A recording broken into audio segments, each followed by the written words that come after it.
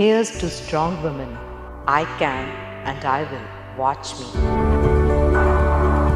I am tough, I am ambitious, and I know exactly what I want. I am proud of the women I am today. Where there is women, there is magic. So let's celebrate women.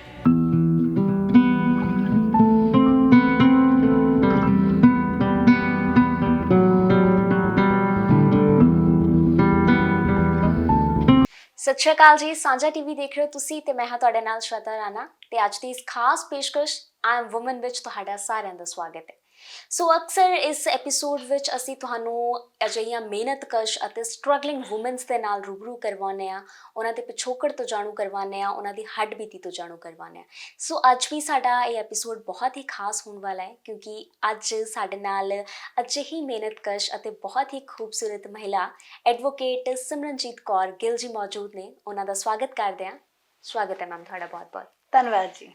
ਬਹੁਤ ਸੋਹਣੇ ਲੱਗ ਰਹੇ ਹੋ, ਅਕਸਰ ਹੀ ਬਹੁਤ ਸੋਹਣੇ ਲੱਗਦੇ ਹੋ ਔਰ ਅੱਜ ਵੀ ਬਹੁਤ ਸੋਹਣੇ ਲੱਗ ਰਹੇ ਹੋ ਤੁਸੀਂ। Thank you so much. So Simranjeet, ਮੈਂ ਪਹਿਲੇ ਚਾਹਾਂਗੀ ਕਿ ਤੁਹਾਡੇ ਪਿਛੋਕੜ ਤੋਂ ਗੱਲਬਾਤ ਕਰਨ ਤੋਂ ਪਹਿਲੇ ਮੈਂ ਚਾਹਾਂਗੀ ਕਿ ਤੁਸੀਂ ਆਪਣੇ ਬਾਰੇ ਦੱਸੋ ਕੁਝ, ਕਿ ਕਿੱਥੋਂ ਤੁਹਾਡਾ ਜਨਮ ਹੋਇਆ, ਕਿੱਦਾਂ ਤੁਸੀਂ ਇੱਥੇ ਤੱਕ ਪਹੁੰਚੇ ਹੋ। ਮੇਰਾ ਜਨਮ 6 ਨਵੰਬਰ 1986 ਨੂੰ ਮੇਰੇ ਪਿੰਡ ਗੌਂਸਗੜ੍ਹ ਜੋ ਜ਼ਿਲ੍ਹਾ ਲੁਧਿਆਣਾ ਦੇ ਵਿੱਚ ਪੈਂਦਾ ਉੱਥੇ ਹੋਇਆ ਸੀਗਾ। ਅਤੇ ਮੇਰੇ ਫਾਦਰ ਸਾਹਿਬ ਸਵਰਗੀ ਸਰਦਾਰ ਹਾਕਮ ਸਿੰਘ ਬੱਬਰ ਕਹਿੰਦੇ ਆ ਉਹਨਾਂ ਨੂੰ, ਕਿਉਂਕਿ ਹੀ join Babbar Khalsa movement that time, ਅਤੇ ਉਹ 1993 ਦੇ ਵਿੱਚ ਹੀ ਸ਼ਹਾਦਤ ਪ੍ਰਾਪਤ ਕਰ ਗਏ ਸੀਗੇ। ਅਤੇ ਮੇਰੇ ਮਾਤਾ ਜੀ ਜਸਵੀਰ ਕੌਰ, ਉਹਨਾਂ ਨੇ ਆਪਣੀ ਸਾਰੀ ਜ਼ਿੰਦਗੀ ਸਾਨੂੰ 3 ਭੈਣਾਂ ਨੂੰ ਦਿੰਦੇ ਹੋਏ, ਅਤੇ ਮੇਰੇ ਤਾਇਆ ਜੀ ਆ ਜਿਨ੍ਹਾਂ ਨੂੰ ਮੈਂ ਪਾਪਾ ਕਹਿੰਦੀ ਹਾਂ, ਅਤੇ ਮੇਰੇ ਵੱਡੇ ਮੰਮਾ ਤਾਈ ਜੀ ਜਥੇਦਾਰ ਸੁਰਿੰਦਰ ਸਿੰਘ ਅਤੇ ਉਹਨਾਂ ਦੀ ਵਾਈਫ ਪ੍ਰਿਤਪਾਲ ਕੌਰ, ਉਹਨਾਂ ਨੇ ਸਾਨੂੰ ਪਾਲਿਆ, ਮੈਨੂੰ ਮੇਰੀਆਂ ਭੈਣਾਂ ਨੂੰ, ਅਤੇ ਜੋ ਕੁਛ ਵੀ ਹੈਗੇ ਉਹਨਾਂ ਦੇ ਸਿਰ 'ਤੇ ਹੀ ਆ। ਸੋ ਹੁਣ ਪਰਿਵਾਰ ਤੁਹਾਡਾ ਕਿੱਥੇ, ਤੁਹਾਡੇ ਨਾਲ ਹੀ ਰਹਿੰਦਾ? ਨਹੀਂ ਜੀ, ਮੈਂ ਇਕੱਲੀ ਹੈਗੀ ਹਾਂ ਜੋ ਇੰਡੀਆ ਦੇ ਵਿੱਚ ਰਹਿੰਦੀ ਹਾਂ। ਮੇਰੇ ਸਾਰੇ ਭੈਣ ਭਰਾ, ਮਤਲਬ ਸਾਡੀ ਜੁਆਇੰਟ ਫੈਮਿਲੀ ਹੈਗੀ ਆ। ਮੇਰੇ ਤਾਇਆ ਜੀ ਦੀ ਫੈਮਿਲੀ ਅਤੇ ਜਿਹੜੇ ਮੇਰੇ ਡੈਡ ਦੀ ਆਪਣੀ ਫੈਮਿਲੀ, ਅਸੀਂ 3 ਭੈਣਾਂ ਅਤੇ 2 ਬ੍ਰਦਰ, ਅਤੇ ਈਵਨ ਮੇਰੀ ਭੂਆ ਜੀ ਦੀ ਫੈਮਿਲੀ, ਭੂਆ ਜੀ ਦੇ ਬੇਟੇ ਨੇ ਦੋਨੋਂ, ਅਸੀਂ 7 ਭੈਣ ਭਰਾ ਹੋ ਗਏ ਉਸ ਹਿਸਾਬ ਨਾਲ। ਅਤੇ 7 ਨੂੰ ਮੇਰੇ ਪਾਪਾ ਤਾਇਆ ਜੀ ਨੇ ਹੀ ਪਾਲਿਆ ਆ, ਉਹਨਾਂ ਦੀ ਪੜ੍ਹਾਈ ਲਿਖਾਈ ਸਾਰਾ ਕੁਛ। ਸੋ ਸਾਰੇ ਜਾਣੇ ਕੈਨੇਡਾ ਸੈਟਲਡ ਨੇ, ਮੇਰੇ ਬ੍ਰਦਰ ਸਾਰੇ ਜਾਣੇ, ਦੋਨੋਂ ਭੈਣਾਂ ਦੋਨੋਂ ਭਰਾ, ਐਂਡ ਪਾਪਾ ਹੁਣੇ ਵੀ ਉੱਥੇ ਨੇ, ਮੰਮਾ ਵੀ, ਮਤਲਬ ਉਹਨਾਂ ਦਾ ਇਹ ਹੁੰਦਾ ਕਿ ਔਨ ਐਂਡ ਆਫ ਰਹਿੰਦਾ ਆ, ਕਦੇ ਇੰਡੀਆ ਆ ਜਾਂਦੇ ਆ, ਕਦੇ ਉੱਥੇ ਚਲੇ ਜਾਂਦੇ ਆ, ਬਟ ਸਾਰੇ ਜਾਣੇ ਬਾਹਰ ਹੀ ਰਹਿੰਦੇ ਨੇ, ਮੈਂ ਇਕੱਲੀ ਇੱਥੇ ਰਹਿੰਦੀ ਹਾਂ।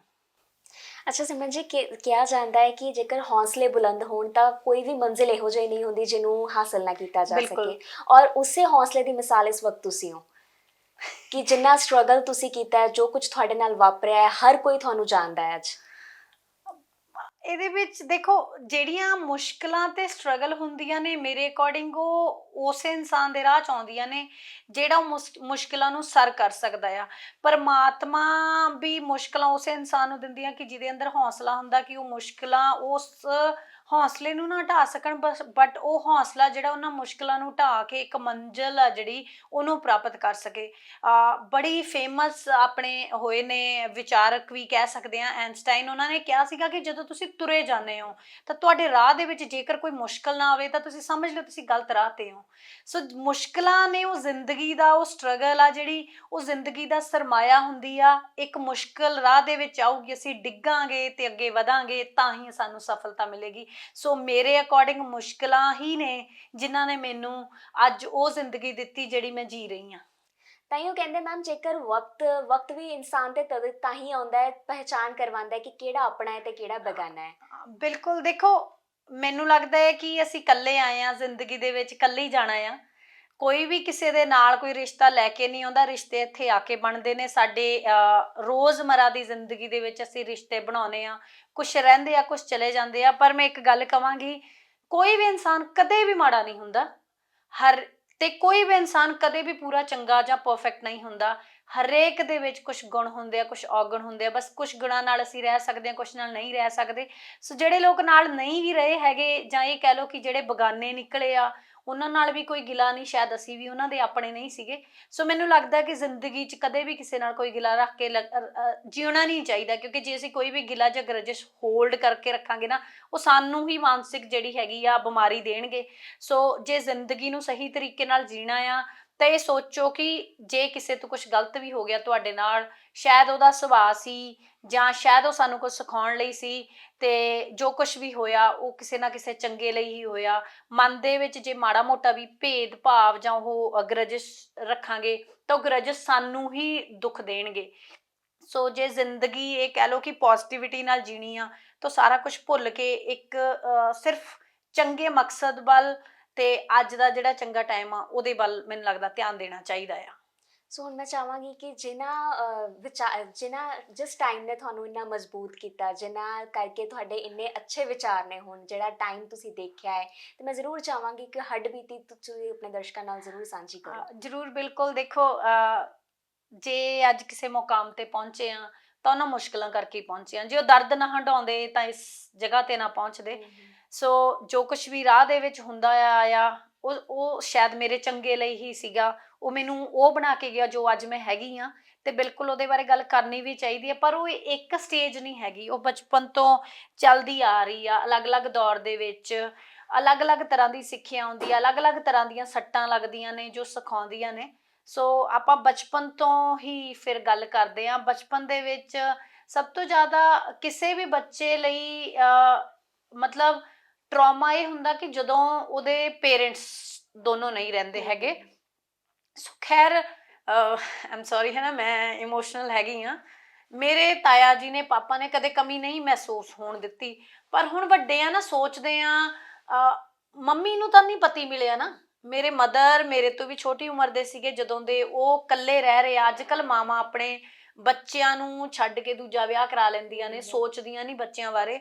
ਪਰ ਉਹ ਮਾਂ ਨੇ ਆਪਣੀਆਂ ਤਿੰਨਾਂ ਬੱਚੀਆਂ ਦੀ ਖਾਤਰ ਆਪਣੀ ਸਾਰੀ ਜ਼ਿੰਦਗੀ ਦੇਤੀ। ਔਰ ਮੇਰੇ ਨਾਲੋਂ ਵੀ ਮੇਰੇ ਮੰਮਾ ਬਹੁਤ ਛੋਟੀ ਉਮਰ ਦੇ ਸੀਗੇ ਜਦੋਂ ਉਹ ਵਿਡੋ ਹੋ ਗਏ। ਸੋ ਮੈਂ ਉਸ ਮਾਂ ਨੂੰ ਸੈਲਿਊਟ ਕਰਦੀ ਹਾਂ। ਉਸ ਮਾਂ ਨੇ ਮੈਨੂੰ ਬਹੁਤ ਕੁਝ ਸਿਖਾਇਆ ਜ਼ਿੰਦਗੀ ਦੇ ਵਿੱਚ। ਔਰ ਇੱਕ ਬੱਚੇ ਲਈ ਉਹ ਸਟਰਗਲ ਹੋ ਜਾਂਦੀ ਆ ਜਦੋਂ ਉਹਦੇ ਫਾਦਰ ਨਹੀਂ ਰਹਿੰਦੇ, ਤੇ ਫੈਮਿਲੀ ਕੁਛ ਉਸ ਸਮੇਂ ਪੰਜਾਬ ਦੇ ਹਾਲਾਤ ਇਹੋ ਜਿਹੇ ਸੀਗੇ, ਉਹ ਹੋਰ ਚੀਜ਼ਾਂ 'ਚ ਉਲਝੇ ਰਹਿੰਦੇ ਆ। ਮਦਰ ਆਪਣੀ ਇੱਕ ਪੇਨ ਦੇ ਵਿੱਚ ਆ, ਉਹ ਬੱਚਿਆਂ ਤੇ ਧਿਆਨ ਦਿੰਦੇ ਹੋਏ ਵੀ ਉਸ ਤਰ੍ਹਾਂ ਦਾ ਧਿਆਨ ਨਹੀਂ ਦੇ ਪਾਉਂਦੇ। ਔਰ ਮੇਰੀ ਸਭ ਤੋਂ ਜਿਹੜੀ ਮਾੜੀ ਘਟਨਾ ਹੈਗੀ ਆ ਬਚਪਨ ਦੀ ਚਾਈਲਡ ਅਬਿਊਜ਼ ਆਈ ਫੇਸਡ, ਜਿਹਦੇ ਕਰਕੇ ਮੈਂ ਅੱਜ ਦੇ ਟਾਈਮ ਦੇ ਵਿੱਚ ਇੱਕ ਬਚਪਨ ਬਚਾਓ ਨਾਮ ਦੀ ਮੁਹਿੰਮ ਚਲਾ ਰਹੀ ਹਾਂ, to protect children from child abuse. ਕਿ ਬੱਚਿਆਂ ਦੇ ਨਾਲ ਜਿਹੜਾ ਚਾਈਲਡ ਅਬਿਊਜ਼ ਹੁੰਦਾ ਉਹਦੇ ਖਿਲਾਫ ਇੱਕ ਮੁਹਿੰਮ ਵਿੱਢੀ ਹੋਈ ਆ ਕਿ ਰੈਡੀਕੇਸ਼ਨ ਕੀਤੀ ਜਾਵੇ। ਬਟ ਉਹਦੀਆਂ ਰੂਟਸ ਵੀ ਉਹੀ ਗੱਲ ਆ ਨਾ ਕਿ ਹਰੇਕ ਚੀਜ਼ ਦੀ ਰੂਟ ਹੁੰਦੀ ਆ। ਸੋ ਉਹਦੀ ਰੂਟ ਬਚਪਨ ਦੇ ਵਿੱਚ ਜਾਂਦੀ ਹੈ, ਜਿੱਥੇ ਆਈ ਫੇਸ ਚਾਈਲਡ ਅਬਿਊਜ਼। ਮੇਰੇ ਇੱਕ ਸਾਡੇ ਨਾਲ ਦੇ ਘਰਾਂ ਦੇ ਵਿੱਚ ਕਿਰਾਏ ਤੇ ਰਹਿਣ ਆਏ ਸੀਗੇ। ਉਹਨੂੰ ਡਾਕਟਰ ਕਹਿੰਦੇ ਸੀਗੇ, ਬੜਾ ਗੁਰਸਿੱਖ ਬੰਦਾ ਸੀਗਾ, ਰੱਬ ਨੂੰ ਮਤਲਬ ਦਿਖਾਉਂਦਾ ਸੀਗਾ ਕਿ ਰੱਬ ਨੂੰ ਮੰਨਦਾ ਆ। ਉਹਦੇ ਕੋਲ ਸਾਰੇ ਬੱਚੇ ਪੜ੍ਹਦੇ ਸੀਗੇ, ਤੇ ਡਿਊਰਿੰਗ ਦੈਟ ਟਾਈਮ ਉਹ ਮੇਰੇ ਨਾਲ ਉਹਨੇ ਚਾਈਲਡ ਅਬਿਊਜ਼ ਕੀਤਾ। ਹੋ ਸਕਦਾ ਉਹਨੇ ਹੋਰ ਬੱਚਿਆਂ ਨਾਲ ਵੀ ਕੀਤਾ ਹੋਵੇ ਜੋ ਮੇਰੇ ਹਾਣ ਦੇ ਹੋਣਗੇ, ਪਰ ਨਹੀਂ ਕਿਸੇ ਦੀ ਬੋਲਣ ਦੀ ਹਿੰਮਤ ਪਈ। ਉਸ ਸਮੇਂ ਤਾਂ ਮੈਨੂੰ ਵੀ ਨਹੀਂ ਪਤਾ ਸੀਗਾ, ਮੈਂ ਵੀ ਨਹੀਂ ਬੋਲੀ, ਪਰ ਉਹ ਬੈਕ ਆਫ ਦੀ ਮਾਈਂਡ ਉਹ ਚੀਜ਼ ਚੱਲਦੀ ਰਹੀ। ਤੇ ਜਿਵੇਂ ਜਿਵੇਂ ਚਲੋ ਮੈਂ ਪੜ੍ਹਨ ਦੇ ਵਿੱਚ ਅੱਛੀ ਸੀਗੀ, ਸਕੂਲ ਦੇ ਵਿੱਚ ਵੀ ਅੱਛੀ ਸੀਗੀ, ਸਕੂਲ 'ਚ ਫਸਟ ਵੀ ਆਉਂਦੀ ਹੁੰਦੀ ਸੀਗੀ, ਪ੍ਰਾਈਜ਼ ਮਿਲਦੇ। ਮੈਂ ਗਵਰਨਮੈਂਟ ਸਕੂਲ ਤੋਂ ਹੀ ਪੜ੍ਹੀ ਹਾਂ, ਮੈਂ ਕੋਈ ਪਬਲਿਕ ਸਕੂਲ ਜਾਂ ਮਤਲਬ ਇੰਗਲਿਸ਼ ਮੀਡੀਅਮ ਸਕੂਲ 'ਚ ਨਹੀਂ, ਮੈਂ ਪੰਜਾਬੀ ਮੀਡੀਅਮ ਸਕੂਲ 'ਚੋਂ ਪੜ੍ਹ ਕੇ ਇੱਥੇ ਤੱਕ ਪਹੁੰਚੀ ਹਾਂ। ਸੋ ਪਹਿਲਾਂ ਅਲੱਗ-ਅਲੱਗ ਤਰ੍ਹਾਂ ਦੀ ਸਟਰਗਲ ਹੈ ਨਾ, ਪਹਿਲਾਂ ਇਹ ਵਾਲੀ, ਫਿਰ ਐਜੂਕੇਸ਼ਨ 'ਚ ਜਿਹੜੀ ਸਟਰਗਲ ਆਉਂਦੀ ਹੈ, ਫਿਰ ਉਹਦੇ ਬਾਰੇ ਗੱਲ ਕਰਦੇ ਹਾਂ। ਸੋ ਇਹ ਜਿਹੜਾ ਚਾਈਲਡ ਅਬਿਊਜ਼ ਵਾਲਾ ਸੀਗਾ, ਇਹ ਮਾਈਂਡ ਦੇ ਵਿੱਚ ਕਿਤੇ ਨਾ ਕਿਤੇ ਇਫੈਕਟ ਕਰਦਾ ਸੀਗਾ। ਸੋ ਉਹ ਚੀਜ਼ ਟਰੋਮਾਟਾਈਜ਼ ਕਰਦੀ ਸੀਗੀ, ਤੇ ਜਿਹਦੇ ਕਰਕੇ ਮੇਰਾ ਨੇਚਰ ਬਹੁਤ ਅਗਰੈਸਿਵ ਸੀਗਾ। ਅੱਛਾ, ਇੱਕ ਬੱਚਿਆਂ 'ਚ ਇਹ ਵੀ ਬੜਾ ਹੁੰਦਾ ਹੈ ਕਿ ਅਗਰ ਸਾਡੇ ਨਾਲ ਕੁਝ ਹੁੰਦਾ ਤਾਂ ਅਸੀਂ ਅਕਸਰ ਉਹ ਚੀਜ਼ਾਂ ਸ਼ੇਅਰ ਕਰਦੇ ਹਾਂ, ਜਾਂ ਅਕਸਰ ਕਈ ਵਾਰ ਡਰ ਕੇ ਉਸ ਚੀਜ਼ ਨੂੰ ਆਪਣਾ। ਸੋ ਸਿਮਰਨਜੀਤ ਉਸ ਟਾਈਮ ਕਿਹੋ ਜਿਹੇ ਹਾਲਾਤ 'ਚ ਸੀਗੀ? ਮੈਂ ਨਹੀਂ ਸ਼ੇਅਰ ਕੀਤੀ ਕਿਸੇ ਨਾਲ ਵੀ, ਮੈਨੂੰ ਪਤਾ ਹੀ ਨਹੀਂ ਸੀ ਕੀ ਹੋ ਰਿਹਾ ਆ। ਮਤਲਬ ਮੈਨੂੰ ਪਤਾ ਨਹੀਂ, ਮੈਨੂੰ ਇੰਨਾ ਪਤਾ ਵੀ ਕੁਝ ਗਲਤ ਹੋਇਆ, ਤੇ ਉਹ ਮੈਨੀਪੂਲੇਟ ਕਰ ਦਿੱਤਾ ਜਾਂਦਾ ਬੱਚੇ ਨੂੰ, ਇਹ ਗੱਲ ਕਿਸੇ ਨੂੰ ਨਹੀਂ ਦੱਸਣੀ। ਔਰ ਮੈਂ ਸੀ ਰਿਲੀਜੀਅਸ ਨਾ, ਰੱਬ ਬਹੁਤ ਵੱਡੀ ਚੀਜ਼ ਆ। ਡੈਡ ਨੂੰ ਜਾਂਦੇ ਦੇਖਿਆ ਸੀਗਾ, ਮੰਮਾ ਨੂੰ ਡੈਡ ਦੀ ਡੈਡ ਬੋਡੀ ਸਾਨੂੰ ਨਹੀਂ ਮਿਲੀ ਸੀ, ਡੈਡ ਦੀ ਇਕੱਲੇ ਫੁੱਲ ਮਿਲੇ ਸੀਗੇ। ਤਾਂ ਉਹਨਾਂ ਨੂੰ ਦੇਖ ਕੇ ਡਿੱਗਦੇ ਦੇਖਿਆ ਸੀਗਾ। ਸੋ ਉਹ ਇੱਕ ਸਿਚੁਏਸ਼ਨ ਜਿਹੜੀ ਸੀਗੀ ਉਹ ਫੇਸ ਕਰਦੀ ਆ ਰਹੀ ਸੀਗੀ, ਤਾਂ ਉਹ ਮੈਨੂਪਲੇਟ ਕੀਤਾ ਗਿਆ ਕਿ ਇਹ ਦੱਸਣਾ ਨਹੀਂ, ਪਾਪ ਹੁੰਦਾ, ਫਲਾਨਾ ਹੁੰਦਾ। ਸੋ ਮਾਈਂਡ ਦੇ ਵਿੱਚ ਸੀ ਕਿ ਨਹੀਂ ਪਾਪ ਆ, ਮੈਂ ਕਿਸੇ ਨਾਲ ਗੱਲ ਕਰੂੰਗੀ ਤਾਂ। ਸੋ ਬਟ ਉਹ ਚੀਜ਼ ਬੁਰੀ ਲੱਗਦੀ ਸੀਗੀ। ਜਿਵੇਂ ਜਿਵੇਂ ਅਡੋਲਸੈਂਸ ਵਾਲੇ ਪਾਸੇ ਨੂੰ ਆਉਂਦੇ ਆ, ਕਿਤੇ ਦੇਖਦੇ ਆ ਕੋਈ ਈਵ ਟੀਜ਼ਿੰਗ ਕਰ ਰਿਹਾ, ਖੁੰਦਕ ਚੜ੍ਹਨੀਆਂ, ਗੁੱਸਾ ਆਉਣਾ ਤੇ ਮੈਂ ਮੁੰਡੇ ਕੁੱਟ ਦੇਣੇ। ਮੈਨੂੰ ਮੁੰਡਿਆਂ ਤੇ ਇੱਕ ਸੌਰਟ ਆਫ ਨਫ਼ਰਤ ਹੋ ਗਈ ਸੀਗੀ ਕਿ ਇਹ ਗਲਤ ਹੁੰਦੇ ਨੇ, ਇਹਨਾਂ ਦੀ ਨਜ਼ਰ ਗੰਦੀ ਆ। ਮਤਲਬ ਕੋਈ ਵਿਚਾਰਾ ਚੰਗੇ ਤਰੀਕੇ ਨਾਲ ਵੀ ਗੱਲ ਕਰਦਾ ਸੀਗਾ ਤਾਂ ਮੈਨੂੰ ਹੁੰਦਾ ਸੀ ਮੈਂ ਮੁੰਡੇ ਕੁੱਟਦਾ।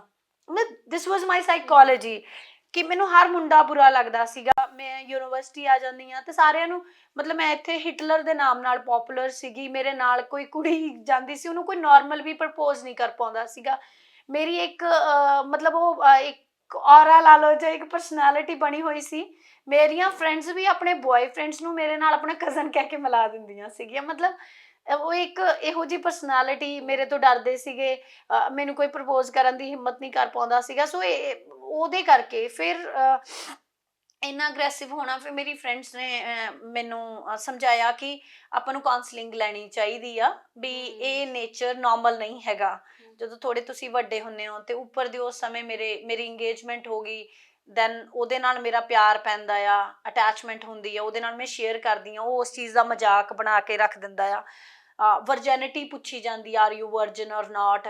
ਸੋ ਇਹ ਇੱਕ ਬਹੁਤ ਵੱਡੀ ਚੀਜ਼ ਆ ਜਿਹੜੀ ਹਰੇਕ ਕੁੜੀ ਨੂੰ ਫੇਸ ਕਰਨੀ ਪੈਂਦੀ ਆ। ਔਰ ਇਹ ਚੀਜ਼ ਵੀ ਤੁਹਾਨੂੰ ਸੱਟ ਮਾਰਦੀ ਕਿ ਤੁਸੀਂ ਕਿਸੇ ਨੂੰ ਦਿਲੋਂ ਰੂਹ ਤੋਂ ਪਿਆਰ ਕਰ ਲਿਆ, ਪਰ ਉਹ ਤੁਹਾਨੂੰ ਤੁਹਾਡੇ ਉਸ ਪਾਸਟ ਨੂੰ ਲੈ ਕੇ ਝੰਜੋੜ ਕੇ ਰੱਖ ਦਿੰਦਾ, ਤੁਹਾਡੇ ਤੇ ਸਵਾਲ ਕਰਦਾ, ਤੁਹਾਡਾ ਕਰੈਕਟਰ ਅਸੈਸੀਨੇਸ਼ਨ ਹੁੰਦਾ ਆ, ਤੁਹਾਡੇ ਕਰੈਕਟਰ ਤੇ ਸਵਾਲ ਚੱਕੇ ਜਾਂਦੇ ਆ, ਤੇ ਉਹ ਬਹੁਤ ਸਾਰੀਆਂ ਚੀਜ਼ਾਂ। Then I went to a psychologist. Then ਉਹਨਾਂ ਨੇ ਮੈਨੂੰ ਮੇਰੇ ਬੈਕ 'ਚ ਜਾਣ ਨੂੰ ਕਿਹਾ। ਬੈਡ ਮੈਮਰੀਜ਼ ਉਸ ਸਮੇਂ ਮੈਨੂੰ ਰਿਅਲਾਈਜ਼ ਹੁੰਦਾ ਕਿ ਯੈਸ, ਦਿਸ ਵਾਜ਼ ਦੀ ਚਾਈਲਡ ਅਬਿਊਜ਼, ਜਿਹਦੇ ਕਰਕੇ ਮੇਰਾ ਸਾਰਾ ਕੁਛ ਆ। ਮੈਂ ਇੰਪਲਸਿਵ ਹਾਂ because I face child abuse. ਮੈਂ ਅਗਰੈਸਿਵ ਹਾਂ because I face child abuse. ਮੈਂ ਪੈਨਿਕ ਕਰਦੀ ਹਾਂ, ਉਹ ਵੀ ਚਾਈਲਡ ਅਬਿਊਜ਼ ਆ। ਸੋ ਮੇਰੇ ਨੇਚਰ ਨੂੰ, ਜਾਂ ਪੋਸਟ ਟਰਾਮੈਟਿਕ ਸਟ੍ਰੈਸ ਡਿਸਆਰਡਰ ਵਰਗੀ ਜਿਹੜੀ ਸਾਈਕੋਲੋਜੀਕਲ ਪ੍ਰੋਬਲਮ ਆ ਜਿਹੜੀ ਮੇਰੇ ਨਾਲ ਚੱਲਦੀ ਆ ਰਹੀ ਆ, ਹੁਣ ਜਿਸ ਚੀਜ਼ ਨੂੰ ਮੈਂ ਬਹੁਤ ਹੱਦ ਤੱਕ ਕੰਟਰੋਲ ਕਰ ਲਿਆ ਵਿਦਾਊਟ ਐਨੀ ਮੈਡੀਸਨ ਮੈਂ ਉਸ ਚੀਜ਼ ਨੂੰ ਕੰਟਰੋਲ ਕਰ ਲਿਆ। ਕਿਉਂਕਿ ਮੈਂ ਇਸ ਚੀਜ਼ ਦੇ ਉੱਤੇ ਕੰਮ ਕਰਨਾ ਸ਼ੁਰੂ ਕਰ ਦਿੱਤਾ। ਮੈਂ ਆਪਣੀ ਪ੍ਰੋਬਲਮ ਨੂੰ ਰਿਕੋਗਨਾਈਜ਼ ਕਰ ਲਿਆ। ਸੋ ਇਹ ਇਸ ਤਰ੍ਹਾਂ ਦੀ ਇੱਕ ਪ੍ਰੋਬਲਮ ਜਿਹੜੀ ਹੈਗੀ ਆ ਚੱਲੀ, ਜਿਹੜੀ ਸਟਰਗਲ ਦੇ ਨਾਲ, ਜਿਹਨੇ ਇੱਕ ਇਮੋਸ਼ਨਲ ਆਸਪੈਕਟ ਆਪਾਂ ਲਗਾ ਸਕਦੇ ਹਾਂ। ਤੇ ਦੂਜਾ ਜਿਹੜੀ ਤੁਸੀਂ ਸਟਰਗਲ ਦੀ ਗੱਲ ਕੀਤੀ, ਉਹ ਹੁੰਦੀ ਹੈ ਐਜੂਕੇਸ਼ਨ ਦੇ ਵਿੱਚ ਜਿਹੜੀਆਂ ਤੁਹਾਨੂੰ ਪ੍ਰੋਬਲਮ ਆਉਂਦੀਆਂ ਨੇ। ਸੋ ਐਜੂਕੇਸ਼ਨ ਦੇ ਵਿੱਚ ਪ੍ਰੋਬਲਮ ਵਾਲੀਆਂ ਗੱਲਾਂ ਕਿ ਓਬਵੀਅਸਲੀ ਗੱਲ ਆ, ਕੰਪੀਟੀਸ਼ਨ ਦਾ ਜ਼ਮਾਨਾ ਆ। ਪੰਜਾਬੀ ਸਕੂਲ ਦੇ ਵਿੱਚ ਪੜ੍ਹਦੇ ਆ, ਪੰਜਾਬੀ ਮੀਡੀਅਮ ਸਕੂਲ ਦੇ ਵਿੱਚ ਪੜ੍ਹਦੇ ਆ। ਔਰ ਮੈਂ 6th ਕਲਾਸ ਦੇ ਵਿੱਚ ਪਹਿਲੀ ਵਾਰ ABC ਸਿੱਖੀ। ਤੇ ਸਾਡੇ ਟੀਚਰਸ ਵੀ ਕੋਈ ਬਹੁਤ ਅੱਛਾ ਮਤਲਬ ਨਹੀਂ ਸੀਗਾ ਸਾਡੇ ਸਕੂਲ ਦਾ ਕਿ ਟੈਂਸ ਵਗੈਰਾ ਸਿੱਖ ਲਏ, ਬਟ ਆਪਾਂ ਕਹਿ ਦਈਏ ਕਿ ਇੰਗਲਿਸ਼ ਆਉਂਦੀ ਸੀਗੀ ਹਾਰਡਲੀ, ਮਤਲਬ ਚੰਗੇ ਤਰੀਕੇ ਨਾਲ, ਬੜੀ ਮੁਸ਼ਕਿਲ ਨਾਲ ਮੈਂ ਇੰਗਲਿਸ਼ 'ਚੋਂ ਪਾਸ ਹੁੰਦੀ ਸੀਗੀ। ਸੋ ਆਫਟਰ +2 GCW ਲੁਧਿਆਣਾ ਦੇ ਵਿੱਚ ਮੈਂ ਐਡਮਿਸ਼ਨ ਲਈ। GCW ਲੁਧਿਆਣੇ ਦੇ ਵਿੱਚ ਕਾਲਜ ਆ ਫॉर ਗਰਲਜ਼ ਹੈ, ਹੁਣ GCG ਕਹਿੰਦੇ ਆ ਉਹਨੂੰ। ਸੋ ਉੱਥੇ ਮੈਂ ਆ ਗਈ। ਉੱਥੇ ਆ ਕੇ ਮੈਨੂੰ ਐਕਸਪੋਜ਼ਰ ਮਿਲਿਆ। ਮੈਂ ਹੋਸਟਲ ਦੇ ਵਿੱਚ ਰਹਿੰਦੀ ਸੀਗੀ, ਸਪੋਰਟਸ ਦੇ ਵਿੱਚ ਵੀ ਪਾਰਟੀਸਪੇਟ ਕਰਦੀ ਸੀ, ਠੀਕ ਹੈ, ਬਟ ਕਿਉਂਕਿ ਸਕੂਲ ਤੋਂ ਸਪੋਰਟਸ ਹੋਣਾ ਬਹੁਤ ਜ਼ਰੂਰੀ ਹੈ। ਸੋ ਐਡੀ ਵੱਡੀ ਨਹੀਂ ਕਰ ਪਾਈ ਮੈਂ ਕੁਛ ਖਾਸ, ਬਟ ਮੈਂ NCC ਜੁਆਇਨ ਕੀਤੀ। NCC ਨੇ ਮੈਨੂੰ ਬਹੁਤ ਜ਼ਿਆਦਾ ਐਕਸਪੋਜ਼ਰ ਦਿੱਤਾ। NCC ਦੇ ਵਿੱਚ ਮੈਂ ਇੰਡੀਆ ਦੇ ਵਿੱਚ ਦੂਰ ਦੂਰ ਕੈਂਪ ਲਗਾਏ। ਐਂਡ ਫਿਰ ਉੱਥੇ ਸਾਡੇ ਲੁਧਿਆਣੇ ਦੇ ਵਿੱਚ 26 ਜਨਵਰੀ ਐਂਡ 15 ਅਗਸਤ ਨੂੰ ਪਰੇਡ ਹੁੰਦੀ ਸੀਗੀ, ਫਿਰ ਉੱਥੇ ਮਾਰਚ ਪਾਸਟ ਕਰਦੇ ਸੀਗੇ। So it was a good experience. ਮੇਰੀ ਫੋਟੋਜ਼ ਅਖਬਾਰਾਂ ਦੇ ਵਿੱਚ ਆਉਣ ਲੱਗ ਗਈ। ਸੋ ਘਰਦਿਆਂ ਲਈ ਵੀ ਇੱਕ ਪ੍ਰਾਈਡ ਮੂਮੈਂਟ ਸੀਗਾ ਕਿ ਠੀਕ ਹੈ, ਸਾਡੀ ਕੁੜੀ ਦੀ ਫੋਟੋ ਆਉਂਦੀ ਅਖਬਾਰ ਦੇ ਵਿੱਚ। ਹੁੰਦਾ ਆ ਪਿੰਡ ਦੇ ਲੋਕਾਂ ਨੂੰ। ਮੈਂ ਪਹਿਲੀ ਵਾਰ ਮੈਂ ਪ੍ਰੋਟੈਸਟ ਵੀ ਉੱਥੇ ਕਾਲਜ ਦੇ ਟਾਈਮ ਕੀਤਾ ਨਸ਼ਿਆਂ ਦੇ ਖਿਲਾਫ। ਸੋ ਉਹ DC ਆਫਿਸ, ਤਾਂ ਮੀਂਹ ਦੇ ਵਿੱਚ ਮੈਂ ਗੁਰੂ ਗੋਬਿੰਦ ਸਿੰਘ ਸਟੱਡੀ ਸਰਕਲ ਨਾਲ ਰਲ ਕੇ, ਰੋਟਰੀ ਕਲੱਬ ਨਾਲ ਰਲ ਕੇ, ਸਭ ਤੋਂ ਅੱਗੇ ਹੋ ਕੇ ਪਹਿਲੀ ਵਾਰ ਨਾਅਰੇ ਲਾਉਂਦੀ ਲੱਗ ਰਹੀ ਹਾਂ। ਸੋ ਉਸ ਵਿੱਚ ਮੇਰੀ ਲੀਡਰਸ਼ਿਪ ਵੀ ਬਾਹਰ ਨਿਕਲੀ। ਸੋ ਉੱਥੋਂ ਐਕਸਪੋਜ਼ਰ ਮਿਲਿਆ ਮੈਨੂੰ ਆਪਣੇ ਕਾਲਜ ਟਾਈਮ ਤੋਂ। ਤੇ ਉਸ ਸਮੇਂ ਮੈਂ ਸਪੋਰਟਸ ਦਾ ਕੀੜਾ ਸੀ ਕਿਤੇ ਨਾ ਕਿਤੇ, ਤੇ ਮੈਂ ਉੱਥੇ ਜਿਮ ਕਰਦੀ ਹੁੰਦੀ ਸੀਗੀ। ਉੱਥੇ ਇੱਕ ਸੀਗੇ ਆਪਣੇ ਵੇਟ ਲਿਫਟਿੰਗ ਦੇ ਕੋਚ ਸੀਗੇ, ਐਂਡ ਉਹਨਾਂ ਨੇ ਮੈਨੂੰ ਬੁਲਾਇਆ। ਮੈਨੂੰ ਕਹਿੰਦੇ ਬੇਟਾ ਵੀ ਆ ਵੇਟ ਚੱਕ ਕੇ ਦਿਖਾ। ਮੈਂ ਖੁਸ਼ੀ ਵੇਟ ਚੱਕਤਾ। ਐਂਡ ਉਹਨਾਂ ਕੋਲ ਮੇਰੀ ਵੇਟ ਕੈਟਾਗਰੀ ਦੇ ਵਿੱਚ ਕੋਈ ਵੀ ਹੈ ਨਹੀਂ ਸੀਗਾ ਬੱਚਾ। ਸੋ ਉਹਨਾਂ ਨੇ ਮੈਨੂੰ ਸਿਲੈਕਟ ਕਰ ਲਿਆ ਐਂਡ ਮੈਨੂੰ ਲੁਧਿਆਣਾ ਦੇ ਵਿੱਚ ਪਹਿਲੀ ਵਾਰ ਵਿਮਨ ਚੈਂਪੀਅਨਸ਼ਿਪ ਹੋ ਰਹੀ ਸੀ weight lifting ਦੀ, ਤੇ ਮੈਨੂੰ ਭੇਜਤਾ and this was my first competition and first day and luckily ਮੈਂ ਫਸਟ ਆ ਗਈ ਉੱਥੇ। ਮੈਂ ਲੁਧਿਆਣਾ ਡਿਸਟ੍ਰਿਕਟ ਵਿਮਨ ਚੈਂਪੀਅਨਸ਼ਿਪ ਚ ਜਿੱਤ ਲਈ weight lifting ਦੀ। ਸੋ ਫਿਰ ਫੋਟੋ ਆਉਂਦੀ ਆ, ਫਿਰ ਘਰ ਦੇ ਖੁਸ਼ ਹੁੰਦੇ ਆ ਕਿ ਹਾਂ ਮੈਂ ਮਤਲਬ ਉੱਥੋਂ ਮੈਨੂੰ ਇਹ ਵੀ ਹਾਂ ਠੀਕ ਹੈ, ਐਕਸਪੋਜ਼ਰ ਜਿਹੜਾ ਸਕੂਲ 'ਚ ਨਹੀਂ ਮਿਲਿਆ ਉਹ ਕਾਲਜ ਦੇ ਵਿੱਚ ਆ ਕੇ ਮਿਲਿਆ। ਉੱਥੇ ਬੇਸ਼ੱਕ ਮੇਰੀ ਬੈਕਗਰਾਊਂਡ ਕੁਛ ਵੀ ਸੀਗੀ ਬਟ ਉਹ ਇਕੁਐਲਿਟੀ ਮਿਲੀ ਉੱਥੇ ਓਪਰਚੁਨਿਟੀ ਦੀ। ਸੋ ਉਸ ਚੀਜ਼ ਨੇ ਮੈਨੂੰ ਬਹੁਤ ਕੁਝ ਸਿਖਾਇਆ। ਫਿਰ ਉਸ ਤੋਂ ਬਾਅਦ ਮੇਰੇ ਅੰਦਰ ਸੀਗਾ ਕਿ ਮੈਨੂੰ ਆਈ ਵਾਜ਼ ਨਾਟ ਅਵੇਅਰ ਕਿ ਪੰਜਾਬ ਯੂਨੀਵਰਸਿਟੀ ਨਾਂ ਦੀ ਕੋਈ ਯੂਨੀਵਰਸਿਟੀ ਹੈ ਜਿੱਥੇ ਪੜ੍ਹਾਈ ਹੁੰਦੀ ਹੈ। ਮੈਨੂੰ ਸਿਰਫ ਇੰਨਾ ਸੀਗਾ ਕਿ ਸਾਡੇ ਪੇਪਰ ਉੱਥੋਂ ਸੈੱਟ ਹੋ ਕੇ ਆਉਂਦੇ ਆ ਤੇ ਸਾਨੂੰ ਸਰਟੀਫਿਕੇਟ ਉੱਥੋਂ ਮਿਲਦਾ। ਫਿਰ ਮੈਨੂੰ ਮੇਰੇ ਟੀਚਰ ਨੇ ਦੱਸਿਆ ਗ੍ਰੈਜੂਏਸ਼ਨ ਫਾਈਨਲ ਈਅਰ ਦੇ ਵਿੱਚ 2006 ਦੇ ਵਿੱਚ ਕਿ ਯੂਨੀਵਰਸਿਟੀ ਦੇ ਵਿੱਚ ਲੋਕ ਪੜ੍ਹਦੇ ਵੀ ਨੇ। ਅੱਛਾ। ਤੇ ਫਿਰ ਮੈਂ ਪੰਜਾਬ ਯੂਨੀਵਰਸਿਟੀ ਆ ਗਈ, ਪੋਲੀਟੀਕਲ ਸਾਇੰਸ ਡਿਪਾਰਟਮੈਂਟ 'ਚ ਐਡਮਿਸ਼ਨ ਲੈ ਲਈ। ਸੋ ਇਹ ਤਾਂ ਗੱਲ ਹੋ ਗਈ ਤੁਹਾਡੇ ਸਕੂਲਿੰਗ ਐਸਪੈਕਟ ਦੀ, ਸਕੂਲਿੰਗ ਲਾਈਫ ਹੋ ਗਈ, ਕਾਲਜ ਹੋ ਗਈ। ਫਿਰ ਉਸ ਤੋਂ ਬਾਅਦ ਸਿਮਰਨਜੀਤ ਯੂਨੀਵਰਸਿਟੀ 'ਚ ਐਡਮਿਸ਼ਨ ਲੈਂਦੀ ਹੈ, ਤੇ ਫਿਰ ਕੀ ਕੁਝ ਹੁੰਦਾ ਹੈ? ਯੂਨੀਵਰਸਿਟੀ 'ਚ ਜਦੋਂ ਮੈਂ ਪਹਿਲੀ ਵਾਰ ਆਉਂਦੀ ਹਾਂ ਤਾਂ ਉਸ ਸਮੇਂ ਮੈਂ ਡਿਪਾਰਟਮੈਂਟ ਦੇ ਵਿੱਚ, ਮੈਂ ਤੁਹਾਨੂੰ ਦੱਸਿਆ ਕਿ ਸਾਡੇ ਵਰਗੇ ਜਿਹੜੇ ਸਟੂਡੈਂਟ ਹੁੰਦੇ ਆ ਪੰਜਾਬੀ ਬੈਕਗਰਾਊਂਡ ਤੇ ਉਹਨਾਂ ਨੂੰ ਬੜੀ ਪ੍ਰੋਬਲਮ ਆਉਂਦੀ ਆ ਤੇ ਮੈਨੂੰ ਕਲਾਸ 'ਚ ਕੁਝ ਵੀ ਸਮਝ ਨਹੀਂ ਆਉਂਦਾ ਹੈਗਾ ਟੀਚਰ ਕੀ ਪੜ੍ਹਾ ਰਹੇ ਆ, ਕਿਉਂਕਿ ਇੰਗਲਿਸ਼ ਨਹੀਂ ਆਉਂਦੀ। ਉਸ ਸਮੇਂ ਫਿਰ ਮੈਂ ਆਪਣੀ ਇੰਗਲਿਸ਼ ਤੇ ਫੋਕਸ ਕੀਤਾ। ਮੈਂ ਇੰਗਲਿਸ਼ ਨਿਊਜ਼ਪੇਪਰ ਪੜ੍ਹਨੇ ਸ਼ੁਰੂ ਕੀਤੇ, ਰੋਜ਼ ਵਰਡਸ ਕੱਢਣੇ, ਕਿੰਨਾ ਟਾਈਮ ਨਿਊਜ਼ਪੇਪਰ ਤੇ ਲਾਉਣਾ, ਇੰਗਲਿਸ਼ ਨੋਟਸ ਐਂਡ ਫਾਈਨਲੀ ਚਲੋ ਮੈਂ ਆਪਣੀ ਮਾਸਟਰਸ ਇਨ ਪੋਲੀਟੀਕਲ ਸਾਇੰਸ ਫਸਟ ਡਿਵੀਜ਼ਨ ਦੇ ਵਿੱਚ ਪਾਸ ਕਰ ਲਈ। ਵੀ ਵਰ ਓਨਲੀ 7 ਸਟੂਡੈਂਟ ਜਿਨ੍ਹਾਂ ਨੇ ਫਸਟ ਡਿਵੀਜ਼ਨ ਦੇ ਵਿੱਚ ਮਾਸਟਰਸ ਜਿਹੜੀ ਪੋਲੀਟੀਕਲ ਸਾਇੰਸ ਦੀ ਪਾਸ ਕੀਤੀ। ਫਿਰ ਮੈਂ ਉਸ ਤੋਂ ਬਾਅਦ ਲਾਅ ਦੇ ਐਂਟਰੈਂਸ ਦਿੱਤਾ ਪੀਯੂ ਦਾ ਐਂਡ ਮੈਂ ਲਾਅ 'ਚ ਆ ਗਈ। ਹੁਣ ਲਾਅ ਦੇ ਵਿੱਚ ਆ ਗਈ ਹਾਂ ਤੇ ਲਾਅ ਵਾਲੇ ਸਾਡੇ ਨਾ ਯੂਨੀਵਰਸਿਟੀ ਦੀ ਪੋਲੀਟਿਕਸ 'ਚ ਬਹੁਤ ਫੇਮਸ ਸੀਗੇ। ਛੋਟੀ ਮੋਟੀ ਕਰਿਕੂਲਮ ਐਕਟੀਵਿਟੀਜ਼ 'ਚ ਤਾਂ ਮੈਂ ਪਾਰਟੀਸਪੇਟ ਕਰਦੀ ਰਹਿੰਦੀ ਸੀਗੀ। ਹੋਸਟਲ ਦੀ ਐਕਟੀਵਿਟੀਜ਼ ਦੇ ਵਿੱਚ hostel the sort of head girl ਸੀਗੀ ਮੈਂ, ਤੇ ਮਤਲਬ ਸਾਰਾ ਕੁਛ ਹੀ ਚੱਲਦਾ ਸੀਗਾ। ਸੋ ਯੂਨੀਵਰਸਿਟੀ ਦੇ ਜਦੋਂ ਲਾਅ ਡਿਪਾਰਟਮੈਂਟ 'ਚ ਆ ਜਾਂਦੀ ਹਾਂ ਉੱਥੋਂ ਫਿਰ ਮੈਨੂੰ ਆਪਣੀ ਲੀਡਰਸ਼ਿਪ ਵਾਲਾ ਜਿਹੜਾ ਪਲੇਟਫਾਰਮ ਹੈਗਾ ਆ ਮਿਲਦਾ ਆ। ਸੋ ਪਹਿਲੀ ਵਾਰ ਮੈਂ 2011 ਦੇ ਵਿੱਚ ਭੁੱਖ ਹੜਤਾਲ ਤੇ ਬੈਠਦੀ ਹਾਂ ਕਿ ਸਾਡੀ ਯੂਨੀਵਰਸਿਟੀ ਦੇ ਵਿੱਚ ਕੁੜੀਆਂ ਦੀਆਂ ਮੰਗਾਂ ਨੇ ਉਹ ਪੂਰੀਆਂ ਕੀਤੀਆਂ ਜਾਣ। ਵਾਸ਼ਿੰਗ ਮਸ਼ੀਨਸ ਉਸ ਸਮੇਂ ਯੂਨੀਵਰਸਿਟੀ 'ਚ ਇੰਸਟਾਲ ਕਰਵਾਈਆਂ ਅਸੀਂ ਤੇ ਯੂਨੀਵਰਸਿਟੀ ਦੇ ਵਿੱਚ ਨਵਾਂ ਹੋਸਟਲ ਬਣਵਾਇਆ। ਮਤਲਬ ਯੂਨੀਵਰਸਿਟੀ 'ਚ ਵੀ ਸਿਮਰਨਜੀਤ ਦਾ ਦਬਦਬਾ ਪੂਰਾ ਸੀ। ਹਾਂ, ਮੈਂ ਯੂਨੀਵਰਸਿਟੀ ਦੀ ਮਤਲਬ ਕਿਹਾ ਜਾਂਦਾ ਆ ਕਿ ਯੂਨੀਵਰਸਿਟੀ ਦੀ ਫਸਟ ਫੀਮੇਲ ਲੀਡਰ ਜਿਹੜੀ ਹੈਗੀ ਆ ਕਿਹਾ ਜਾਂਦਾ ਆ। ਤੇ ਪਹਿਲੀ ਵਾਰ ਕਿਸੇ ਕੁੜੀ ਦੇ ਯੂਨੀਵਰਸਿਟੀ 'ਚ ਪੋਸਟਰ ਲੱਗੇ ਸੀਗੇ। ਉੱਥੇ ਹਮੇਸ਼ਾ ਨਾ ਮੇਲ ਡੋਮੀਨੈਂਸ ਰਹੀ ਆ। ਸਾਡੇ 70% ਕੁੜੀਆਂ ਹੁੰਦੀਆਂ ਸੀ ਪਰ ਲੀਡਰਸ਼ਿਪ 'ਚ ਮੁੰਡਿਆਂ ਦੀ ਡੋਮੀਨੈਂਸ ਹੁੰਦੀ ਸੀਗੀ। ਤੇ ਪਹਿਲੀ ਵਾਰ ਫਿਰ ਮੈਂ ਕਹਿਤਾ ਵੀ ਮੈਂ ਸਪੋਰਟ ਤਾਂ ਕਰੂੰਗੀ ਜੇ ਸਾਡੀ ਕੁੜੀਆਂ ਨੂੰ ਵੀ ਸੇਮ ਜਗ੍ਹਾ ਮਿਲੂਗੀ ਸਟੇਜ ਤੇ ਵੀ, ਅਸੀਂ ਬੋਲਾਂਗੇ ਸਾਰਾ ਕੁਛ। ਐਂਡ ਉਸ ਸਮੇਂ ਪਹਿਲੀ ਵਾਰ ਮੇਰੇ ਪੋਸਟਰ ਲੱਗੇ ਸੀਗੇ ਐਂਡ ਦੈਨਿਕ ਭਾਸਕਰ ਨੇ ਬੜੀ ਸੋਹਣੀ ਖਬਰ ਬਣਾਈ ਸੀ, ਲੁਧਿਆਣਾ ਕੀ ਸਿਮਰਨਜੀਤ ਕੌਰ ਬਣੀ ਪਹਿਲੀ poster girl of Punjab university. And ਬੜਾ ਸੋਹਣਾ, ਕਿਉਂਕਿ ਸਾਨੂੰ ਉਸ ਸਮੇਂ ਡਮੀ ਕੈਂਡੀਡੇਟ ਸਮਝਿਆ ਜਾਂਦਾ ਸੀ ਔਰ ਚੀਅਰ ਲੀਡਰ ਟਾਈਪ ਲਿਆ ਜਾਂਦਾ ਸੀਗਾ। ਤਾਂ ਉਸ ਸਮੇਂ ਇੰਡੀਅਨ ਐਕਸਪ੍ਰੈਸ ਨੇ ਵੀ ਬੜਾ ਸੋਹਣਾ ਮਤਲਬ ਟਾਈਟਲ ਦਿੱਤਾ ਸੀਗਾ, ਚੀਅਰ ਲੀਡਰ ਟੂ ਲੀਡਰਸ। ਸੋ ਉਸ ਸਮੇਂ ਕੁੜੀਆਂ ਲੀਡਰਸ ਦੇ ਵਿੱਚ ਆ ਗਈਆਂ। ਫਿਰ ਉਸ ਤੋਂ ਬਾਅਦ ਚਲੋ ਆਉਣ ਵਾਲਾ ਟਾਈਮ ਆ, ਕਿਉਂਕਿ ਮੇਰੀ ਏਜ ਜ਼ਿਆਦਾ ਹੋ ਗਈ ਸੀਗੀ, ਮੈਂ ਪ੍ਰੈਜ਼ੀਡੈਂਟ ਲਈ ਕੰਟੈਸਟ ਨਹੀਂ ਕਰ ਸਕੀ ਪਰ ਮੈਂ ਪ੍ਰੈਜ਼ੀਡੈਂਟਸ ਬਣਾਏ। ਤੇ ਫਿਰ ਕਨੂਪ੍ਰਿਆ ਆਉਂਦੀ ਹੈ ਸਾਡੀ, ਉਹ ਪ੍ਰੈਜ਼ੀਡੈਂਟ ਬਣਦੀ ਹੈ। ਕਨੂਪ੍ਰਿਆ ਰਿਕੋਗਨਾਈਜ਼ ਕਰਦੀ ਹੈ ਕਿ ਅੱਜ ਉਹ ਪ੍ਰੈਜ਼ੀਡੈਂਟ, ਉਹ ਪਹਿਲੀ ਪ੍ਰੈਜ਼ੀਡੈਂਟ ਬਣੀ ਤਾਂ ਉਹਦੇ ਪਿੱਛੇ ਵਾਲੀ ਇਹ ਸਟਰਗਲ ਸੀਗੀ ਜਿਹੜੀ ਅਸੀਂ ਲੋਕਾਂ ਨੇ ਕੀਤੀ। ਸੋ ਇਹ ਪੰਜਾਬ ਯੂਨੀਵਰਸਿਟੀ ਦਾ ਜਿਹੜਾ ਸੀਗਾ ਉੱਥੇ ਹੀ ਫਿਰ ਇਹ ਹੋ ਗਿਆ ਕਿ ਕੁਝ ਕਰਨਾ ਆ। ਫਿਰ ਫੀਲਡ ਦੇ ਵਿੱਚ ਯੂਨੀਵਰਸਿਟੀ ਦੀ ਜਿਹੜੀ ਲਾਈਫ ਹੁੰਦੀ ਆ ਨਾ, ਉਹ ਲਾਈਫ ਐ ਹੁੰਦੀ ਹੈ ਕਿ ਤੁਸੀਂ ਉੱਥੇ ਦੇ ਹੀਰੋ ਹੋ, ਪਰ ਜਦੋਂ ਤੁਸੀਂ ਰਿਐਲਿਟੀ 'ਚ ਪੈਰ ਰੱਖਦੇ ਹੋ ਜ਼ਿੰਦਗੀ ਡਿਫਰੈਂਟ ਹੁੰਦੀ ਆ। ਮਤਲਬ ਉਹ ਹੀਰੋ ਤੋਂ ਫਿਰ ਜ਼ੀਰੋ ਹੋ ਗਏ। ਯੂਨੀਵਰਸਿਟੀ ਵਿੱਚ ਸਿਮਰਨਜੀਤ ਨੇ ਬਹੁਤ ਚੰਗਾ ਸਫ਼ਰ ਰਿਹਾ ਇੱਥੇ ਤੱਕ ਦਾ। ਫਿਰ ਉਸ ਤੋਂ ਬਾਅਦ ਕੀ ਹੁੰਦਾ ਹੈ ਸਿਮਰਨਜੀਤ ਦੇ ਨਾਲ? ਫਿਰ ਉਸ ਤੋਂ ਬਾਅਦ ਰਿਐਲਿਟੀ ਦੇ ਵਿੱਚ ਪੈਰ ਰੱਖਦੇ ਆ, ਫਿਰ ਦੇਖਦੇ ਆ ਬਈ ਅਸੀਂ ਤਾਂ ਜ਼ੀਰੋ ਹੋ ਗਏ, ਸਾਡੇ ਕੋਲ ਤਾਂ ਕੁਝ ਹੈ ਹੀ ਨਹੀਂ, ਹੁਣ ਤਾਂ ਦੁਬਾਰਾ ਅਸਲੀ ਜ਼ਿੰਦਗੀ ਸ਼ੁਰੂ ਹੋ ਰਹੀ ਆ। ਫਿਰ ਮੈਨੂੰ ਪੰਜਾਬ ਪ੍ਰਦੇਸ਼ ਕਾਂਗਰਸ ਕਮੇਟੀ ਦੀ ਸੈਕਟਰੀ ਵੀ ਅਪੁਆਇੰਟ ਕੀਤਾ, ਬਟ ਪੋਲੀਟਿਕਸ ਦੇ ਵਿੱਚ ਐਸਾ ਇੰਟਰਸਟ ਨਹੀਂ ਸੀਗਾ। ਮੇਰਾ ਇੰਟਰਸਟ ਹਮੇਸ਼ਾ ਸੋਸ਼ਲ ਐਕਟਿਵਿਜ਼ਮ ਦੇ ਵਿੱਚ ਰਿਹਾ। ਸੋ ਆਈ ਲੈਫਟ ਦੈਟ ਪੋਸਟ ਆਲਸੋ, ਮੈਂ ਕਾਂਗਰਸ ਵੀ ਛੱਡਤੀ। ਤੇ ਫਿਰ ਮੇਰੀ ਇੰਗੇਜਮੈਂਟ ਹੋ ਜਾਂਦੀ ਆ ਮੇਰੇ ਫਿਆਂਸੇ ਦੇ ਨਾਲ, ਤੇ ਉਹ ਮਾਈਲਸਟੋਨ ਆ ਮੇਰੀ ਲਾਈਫ ਦਾ। ਮੈਂ ਕਹਿ ਲਾਂ ਕਿ ਉਹ ਅਸਲੀ ਦਰਦ ਉੱਥੇ ਮਿਲਦਾ ਆ, ਕਿਉਂਕਿ ਮੈਂ ਇੱਕ ਟਰੋਮੇ ਚੋਂ ਨਿਕਲ ਕੇ ਇਹ ਕਰੇਜ ਕਰਦੀ ਹਾਂ ਕਿ ਇੱਕ ਮੁੰਡੇ ਨੂੰ ਮੈਂ ਪਿਆਰ ਕਰ ਸਕਾਂ, ਦਿਲੋਂ ਅਪਣਾਉਣੀ ਹਾਂ ਉਹਨੂੰ, ਰੂਹ ਤੋਂ ਅਪਣਾਉਣੀ ਹਾਂ। ਸੁਪਨੇ ਸਜਾ ਲੈਂਦੀ ਹਾਂ ਕਿ ਹਾਂ ਹੁਣ ਮੇਰੀ ਜਿਹੜੀ ਆ ਮਤਲਬ ਇੱਕ ਫੈਮਿਲੀ ਲਾਈਫ ਹੋਊਗੀ, ਬੱਚੇ ਤੱਕ ਪਲਾਨ ਕਰ ਲੈਂਦੇ ਹਾਂ, ਪਰ ਫਿਰ ਉਹ ਸੁਪਨਾ ਟੁੱਟਦਾ ਆ। ਫਿਰ ਜਦੋਂ ਸੁਪਨਾ ਟੁੱਟਦਾ ਆ ਤੁਸੀਂ ਟੁੱਟ ਜਾਂਦੇ ਹੋ। ਤੇ ਉਹ ਜਦੋਂ ਸੁਪਨਾ ਟੁੱਟਦਾ ਆ ਮੈਂ ਬਿਲਕੁਲ ਬੈੱਡ ਤੇ ਪੈ ਜਾਂਦੀ ਹਾਂ, ਮੈਂ ਹਸਪੀਟਲਾਈਜ਼ ਹੁੰਦੀ ਹਾਂ। ਮੇਰੇ ਚਾਂਸ ਨਹੀਂ ਗੇ ਬਚਣ ਦੇ ਕਿ ਹਾਂ ਮੈਂ ਬਚੂੰਗੀ, ਪਰ ਮੈਂ ਬਚ ਕੇ ਆਉਂਦੀ ਹਾਂ। ਦੈਨ ਮੈਂ ਉਹਦੇ ਅਗੇਂਸਟ ਫਾਈਟ ਕਰਦੀ ਹਾਂ। ਫਿਰ ਉੱਥੋਂ ਜਨਮ ਹੁੰਦਾ ਮੇਰੀ NGO ਫਾਈਟ ਫॉर ਰਾਈਟ ਦਾ। ਸਲੋਗਨ ਹੀ ਹੁੰਦਾ ਆ ਮੇਰਾ, fight for right, what is right. ਉਹਦੇ ਲਈ ਸਾਨੂੰ ਲੜਨਾ ਚਾਹੀਦਾ ਆ। ਫੈਮਿਲੀ ਕਹਿੰਦੀ ਆ ਨਹੀਂ ਲੜਨਾ, ਪਰ ਮੈਂ ਕਹਿੰਦੀ ਆ ਮੈਂ ਲੜਨਾ ਆ, ਕਿਉਂਕਿ ਮੈਂ ਕਸੂਰਵਾਰ ਨਹੀਂ ਹੈਗੀ। ਮੈਨੂੰ ਮੇਰੇ ਸੱਚ ਦੀ ਖਾਤਰ ਲੜਨਾ ਆ। ਮੈਂ ਉਸ ਇਨਸਾਨ ਨੂੰ ਸਜ਼ਾ ਦੇਣੀ ਆ ਤਾਂ ਕਿ ਕੱਲ੍ਹ ਨੂੰ ਕਿਸੇ ਹੋਰ ਕੁੜੀ ਦੇ ਨਾਲ ਇਹੋ ਜਿਹਾ ਖਿਲਵਾੜ ਨਾ ਹੋਵੇ। ਸੋ ਮੈਂ ਉਸ ਚੀਜ਼ 'ਚ ਸਕਸੈਸਫੁਲ ਹੋਈ, ਮੈਂ ਲੜੀ, ਮੈਂ ਜਿੱਤੀ। ਤੇ ਉਸ ਇਨਸਾਨ ਨੂੰ ਵੀ ਰਿਅਲਾਈਜ਼ ਹੋਇਆ ਕਿ ਉਹਨੇ ਗਲਤ ਕੀਤਾ, ਪਰ ਉਸ ਚੀਜ਼ ਨੇ ਮੇਰੀ ਜ਼ਿੰਦਗੀ ਨੂੰ ਇੱਕ ਮਕਸਦ ਦੇ ਦਿੱਤਾ। ਤੇ ਮੇਰੀ NGO ਜਿਹੜੀ ਹੈਗੀ ਆ, ਜਿਹਦੇ ਤੇ ਮੈਂ ਕੰਮ ਕਰ ਰਹੀ ਹਾਂ, ਫਾਈਟ ਫॉर ਰਾਈਟ, ਉਹ ਬਣ ਜਾਂਦੀ ਆ। ਤੇ ਫਿਰ ਬਚਪਨ ਬਚਾਓ ਮੁਹਿੰਮ, ਜੋ ਚਾਈਲਡ ਅਬਿਊਜ਼ ਫੇਸ ਕੀਤਾ, ਉਹਦੇ ਚੀਜ਼ ਨਾਲ ਰਿਲੇਟਡ ਮੈਂ ਮੁਹਿੰਮ ਬਣਾਉਂਦੀ ਹਾਂ। ਤੇ ਅੱਜ ਉਸ ਚੀਜ਼ 'ਚ ਕੰਮ ਕਰ ਰਹੀ ਹਾਂ। ਅੱਜ ਉਸ ਪੇਨ, ਉਹ ਬਚਪਨ ਦਾ ਦਰਦ ਤੇ ਉਸ ਜਵਾਨੀ ਦੇ ਦਰਦ ਨੇ ਜੋ ਮੈਨੂੰ ਦਰਦ ਦਿੱਤਾ, ਉਸ ਦਰਦ ਨੇ ਮੈਨੂੰ ਜ਼ਿੰਦਗੀ ਦਾ ਮਕਸਦ ਦਿੱਤਾ। ਤੇ ਅੱਜ ਉਸ ਮਕਸਦ ਦੇ ਵਿੱਚ ਵਾਹਿਗੁਰੂ ਦੀ ਮਿਹਰ ਨਾਲ ਵਧੀਆ ਕਰ ਰਹੇ ਹਾਂ।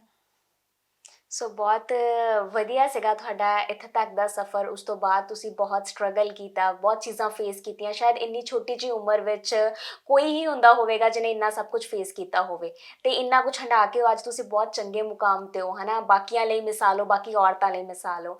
ਤੇ ਮੈਮ ਮੈਂ ਇਹ ਜ਼ਿਕਰ ਕਰਨਾ ਚਾਹੂੰਗੀ, ਇੰਟਰਵਿਊ ਤੋਂ ਪਹਿਲੇ ਅਸੀਂ ਗੱਲ ਕਰ ਰਹੇ ਸੀ, ਮੈਂ ਤੁਹਾਨੂੰ ਪੁੱਛਿਆ ਸੀਗਾ ਕਿ ਤੁਹਾਡੇ ਪਰਿਵਾਰ 'ਚ ਇੱਕ ਲੜਕੀ ਤੁਹਾਡੇ ਨਾਲ ਰਹਿੰਦੀ ਹੈ ਤੇ ਤੁਸੀਂ ਉਹਨੂੰ ਆਪਣੇ ਨਾਲ ਰੱਖਿਆ। ਤੇ ਮੈਂ ਚਾਹਾਂਗੀ ਕਿ ਇਸ ਇੰਟਰਵਿਊ 'ਚ ਤੁਸੀਂ ਥੋੜ੍ਹਾ ਜਿਹਾ ਜ਼ਿਕਰ ਉਸ ਚੀਜ਼ ਦਾ ਵੀ ਕਰੋ। ਐਕਚੁਅਲੀ ਮੈਮ ਮੈਂ ਜਿਵੇਂ ਦੱਸਿਆ ਕਿ ਫਾਈਟ ਫॉर ਰਾਈਟ ਦੇ ਤਹਿਤ ਅਸੀਂ ਜਿਹੜੇ ਅਨਹਰਡ ਵਿਕਟਮਸ ਹੈਗੇ ਨੇ ਉਹਨਾਂ ਨੂੰ ਸਪੋਰਟ ਕਰਦੇ ਹਾਂ। ਸੋ ਇਹ ਇਸ ਤਹਿਤ ਹੀ 2 ਸਾਲ ਪਹਿਲਾਂ, 1.5 ਸਾਲ ਪਹਿਲਾਂ ਮੈਨੂੰ ਇੱਕ ਕੁੜੀ ਦੀ ਲੈਟਰ ਮਿਲੀ ਸੀਗੀ ਕਿ ਉਹਦੇ ਨਾਲ ਉਹਦਾ ਹਸਬੈਂਡ ਜਿਹੜਾ ਹੈਗਾ ਅਨਨੈਚੁਰਲ ਜਿਹੜਾ ਹੈਗਾ ਸੈਕਸ ਕਰਦਾ ਆ, ਤੇ ਉਹਨੂੰ ਡੋਮੈਸਟਿਕਲੀ ਜੋ ਡੋਮੈਸਟਿਕ ਵਾਇਲੈਂਸ ਆ ਉਹ ਸਫਰ ਕਰ ਰਹੀ ਹੈ। ਉਹਨੇ ਕਿਹਾ ਕਿ ਮੈਨੂੰ ਬਚਾ ਲਓ, ਨਹੀਂ ਮੈਂ ਮਰ ਜੂੰਗੀ। ਐਂਡ ਉਹਦੀ ਵਾਹ ਵੀ ਨਹੀਂ ਚੱਲਦੀ, ਬਿਕੋਜ਼ ਉਹ ਬੜੇ ਸਾਰੇ ਸਰਕਮਸਟੈਂਸਿਸ ਦੇ ਵਿੱਚ ਉਹ ਘਿਰੀ ਹੋਈ ਆ। ਫਿਰ ਮੈਂ ਆਪਣੀ ਟੀਮ ਨੂੰ ਪਹਿਲਾਂ ਭੇਜਦੀ ਹਾਂ ਉੱਥੇ ਲੈਣ, ਬਟ ਉੱਥੇ ਪੋਲੀਟੀਕਲ ਦਬਦਬਾ ਉਹਦੇ ਸਹੁਰਿਆਂ ਦਾ ਇੰਨਾ ਆ ਕਿ ਉੱਥੇ ਮੇਰੀ ਟੀਮ ਦੀ ਵਾਹ ਨਹੀਂ ਚੱਲਦੀ। ਫਿਰ ਮੈਂ ਰਾਤ ਨੂੰ 11 ਵਜੇ ਆਪ ਜਾਂਦੀ ਹਾਂ, ਤੇ ਫਿਰ ਉੱਥੇ ਜਾ ਕੇ ਉਹ ਕੁੜੀ ਨੂੰ ਅਸੀਂ ਰੈਸਕਿਊ ਕਰਾਉਂਦੇ, ਉਹਨੂੰ ਲੈ ਕੇ ਆਉਂਦੇ ਹਾਂ। ਸੋ ਉਸ ਤੋਂ ਬਾਅਦ ਉਹ ਕੁੜੀ ਮੇਰੇ ਨਾਲ ਰਹਿ ਰਹੀ ਆ, ਅੱਜ ਉਹ ਮੇਰੀ ਭੈਣ ਆ। ਤੇ ਉਹ ਵੀ ਮੇਰੇ ਵਾਂਗੂ ਉਹਨੇ ਆਪਣੀ ਜ਼ਿੰਦਗੀ ਦਾ ਜਿਹੜਾ ਦਰਦ ਆ ਉਹਨੂੰ ਆਪਣੀ ਢਾਲ ਬਣਾ ਲਿਆ ਆ। ਤੇ ਅੱਜ ਉਹ ਵਿਕਟਮ ਨਹੀਂ ਹੈਗੀ, ਉਹ ਵਾਰੀਅਰ ਆ। She is fighting and she is teaching other victims also. So ਇਹ ਦੂਜੀ ਸਿਮਰਨਜੀਤ ਕੌਰ ਮੇਰੇ ਨਾਲ ਰਹਿੰਦੀ ਆ। ਜੇ ਮੈਂ ਆਪਣੀ ਜ਼ਿੰਦਗੀ ਦੇ ਜਿਹੜੇ ਦਰਦ ਸੀਗੇ ਉਹਨੂੰ ਆਪਣੀ ਢਾਲ ਬਣਾਇਆ, ਤਾਂ ਉਸੇ ਤਰ੍ਹਾਂ ਉਹਨੇ ਵੀ ਬਣਾਇਆ। ਸੋ ਇਹੋ ਜਿਹੀਆਂ ਬਹੁਤ ਸਾਰੀਆਂ ਕੁੜੀਆਂ ਹੈਗੀਆਂ ਨੇ ਜਿਨ੍ਹਾਂ ਦੀ ਅਸੀਂ ਹੈਲਪ ਕੀਤੀ, ਤੇ ਅੱਜ ਉਹ ਸਮਾਜ ਨੂੰ ਕੁਛ ਨਾ ਕੁਛ ਦੇ ਰਹੀਆਂ ਨੇ।